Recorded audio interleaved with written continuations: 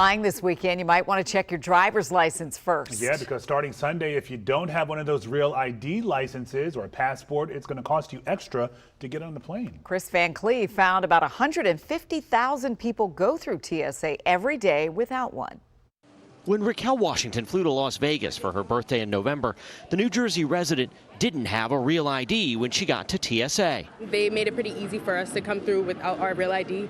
I think they just scan our fingerprints pretty much just to determine who we are. But the next time she flies, she may have to pay the TSA $45 as part of the agency's new TSA Confirm ID program launching Sunday.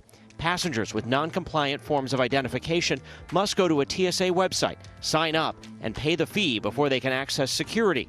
But that fee is only good for 10 days. If I don't have a real ID and I don't pay this fee, will I be turned away at the checkpoint? You could be in risk of not making your flight. TSA Executive Administrator for Security Operations, Steve Lawrence. Why is it necessary to charge somebody $45 for this?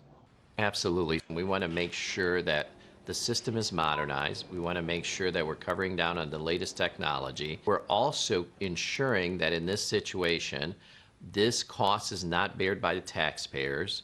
This cost is bared by the individual that doesn't have a real ID compliant driver's license. New signage with a QR code is going up at airport checkpoints. Flyers can pay on the spot at the airport if necessary. After years of delays, the TSA began requiring flyers to show a real ID, typically a driver's license with a star like this, or other approved forms of identification like a passport, military, or tribal ID last May. 94% of flyers have a compliant ID. TSA says they shouldn't see anything different. But for folks that have paid this fee, they advise allotting 15 to 30 minutes to get through security, more if you're going to do it at the airport on the spot. This is a clear effort to push people to get their real IDs as soon as possible. Chris Van Cleve, CBS News, Phoenix.